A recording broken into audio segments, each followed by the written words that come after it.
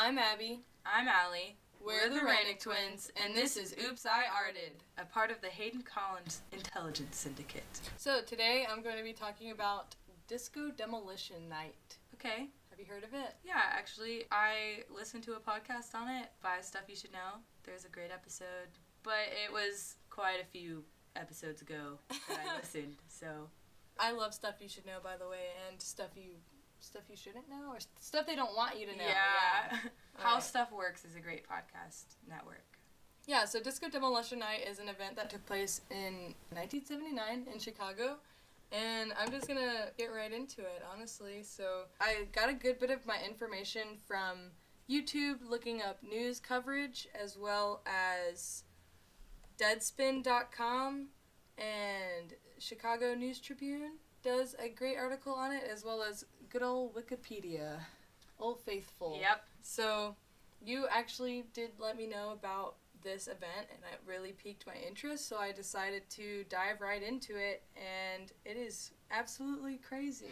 So, Chicago, 1979, it was July 12th, and there was a doubleheader game for the White Sox versus the Tigers, and a famous disc jockey he was famous for extremely disliking disco and breaking disco records on air. I remember the Disco Sucks t-shirts and stuff like that. He would play records on air and scratch the records and stuff. He was actually... That's awful. Yeah, it hurts me a little bit now. But he was actually kicked off of his old news station. His name is Steve Dahl, like Roald Dahl, the author, one of my favorite authors. And... I bet he had an interesting life. Yeah, well, I yes. So, basically, it was a doubleheader. I can't remember the manager for the White Sox's name, but he wasn't doing... The White Sox weren't doing very well as far as Ticket sales? Yeah, selling tickets. They weren't packing the house or anything like that.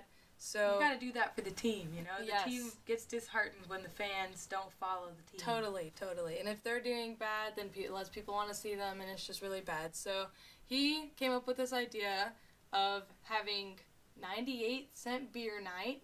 In today's money, that'd be $3.50 for a beer, which, you know, I guess at a baseball game isn't That's that pretty bad. cheap for a baseball game. So 98 cents, and also if you brought a disco record, it was 98 cents to get in. So for $2, yes, you can get a beer and a free seat. Oh yeah. Or not a free seat, but a seat to the game. Yeah, so a seat for basically $3 as well.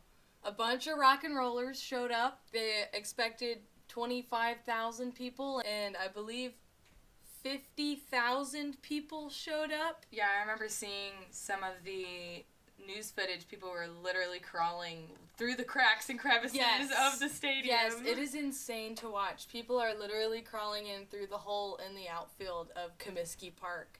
On historycollection.com, there are 20 photos from the event that are super cool. So, it was Disco Demolition Night, so Steve Dahl had a giant bin with a bunch of explosives in it. If you turned in a record, they threw it in the bin, but people brought extra records and were throwing them in the crowd. Like frisbees. Yes, and can you imagine getting hit with a vinyl? No. Could you imagine getting hit in the neck with a vinyl? Yeah, so... Yeah, I can't even.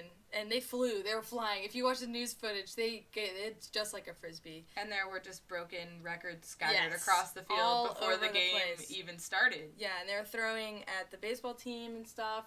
I think one of the reporters or somebody that attended the event said there were kegs in every aisle of the arena. So if you guys can imagine that, I've never been to Comiskey Park. I don't even think I've seen pictures except for in this from 1979, so it's probably different now. But they probably don't even have the same park. Seating 50,000 people. I mean, and they get down there, the announcer and Steve Dahl, I think he says he can smell the alcohol in the air just from everybody breathing, you know, and other things too, because it is 79. Sure. I was about to say something like that. Yeah, so they play the first game. I don't quite recall the score, but this doubleheader didn't really turn out to be about the baseball game. Yeah, it wasn't about baseball. So all these rock and rollers show up. They're ready to blow up some disco records. Steve Dahl does not disappoint on the entrance at all. He comes in a Jeep. He's got army fatigues on. He's throwing firecrackers and stuff. Very theatrical. Oh yeah. Well, it's rock and roll, right? So he comes in, big entrance, and just, I mean, you guys have to look it up and see it. He blows up the field. It's actually a pretty impressive explosion. After I listened to that Stuff You Should Know episode, I had to look it up. Yes. And I remember you and I watched it together. Yes, because it's almost like an anime scene. It just, all of these records just fly out of the bin and just rain down in the air in pieces. Just tons. And they used, I think they went a little heavy-handed. I was about to say, I think they could have gone with a little less explosives. Yeah, but, you know, I know they wanted a big show, a big hurrah. They did not disappoint. Oh, yeah. But they did not anticipate the sheer mess and damage. Oh, yeah. There was a good bit of damage to the field at this point. This happened in between games, right? Yes. So this was halftime. At halftime. Yeah, this so, isn't football. Well, yeah, you know what I mean, though. So I've noticed that a lot of performances happen after the baseball games now. I don't know if it's because of this, but this was not a smart move on the White Sox manager's part at all. I don't know who allowed this to happen. Steve Dahl, everybody, you know. So they blew up the field. Basically, so many people were coming in at this point that they had to padlock the doors shut. However, that became a problem because people couldn't leave. So people were trying to get out, but they couldn't. And so you're just stuck in this giant arena with 50,000 people, rock and rollers, drunk. There aren't enough seats. Yes. Well, not just that. There was not enough security. Well, yeah, I mean, when you're 25,000 over the projected number, you might start calling in some of your security guys. Hey, so it's your off day, buddy, but do you think you can come in? Well, and that became a problem because all of the security was at the doors trying to make sure nobody was getting in. And so a lot of fans started rushing the field. And then they kept rushing. Well, I mean, hey, if 20 people are doing it, you may as well do it too. Hey, look, I would have done it. Okay? Yeah. I would have been jumping over those seats. But at running the same time, bases. Some people were doing that. So lots of pandemonium ensued. Like, sheer chaos happened at this point with people just flooding the field. Running across the field, throwing records. Lighting the field on fire in several spots. Yeah. I guess in 79, everybody has a lighter in their pocket. Yeah, so everyone's smoking something. The first thing they want to do is set the field on fire, I guess. People were running the bases. I heard people were stripping. Yeah, so, yes, streaking, all kinds of stuff was happening. Everything you've ever wanted to do on a baseball field was happening on that baseball field. The first thing I'd do is be running the bases, alright? I'm not gonna lie. And then you smack that back wall. Oh, yeah. You go up and you jump, see how high you can hit the outfield wall. Yeah, so you and I know what's up. But basically, nobody was hurting each other. There wasn't any really fighting or anything. No rioting. But, well, it was described as a lot of partying was happening on the field. And, you know... They couldn't get them off the field, is what I'm hearing. No. So, it's They were trying to corral a bunch of hippies off a field, and it's like herding cats. Yes, so it's actually hilarious. The videos are very good. The announcer was so mad. He was like, everybody please get back to your seats. They put it on the screen. It said, please resume your seats or please take your seats, which is very polite. Very poor attempt, personally, I think. So it's just really funny listening to him talk and say, all right, guys, now settle down. We need to get back to the game.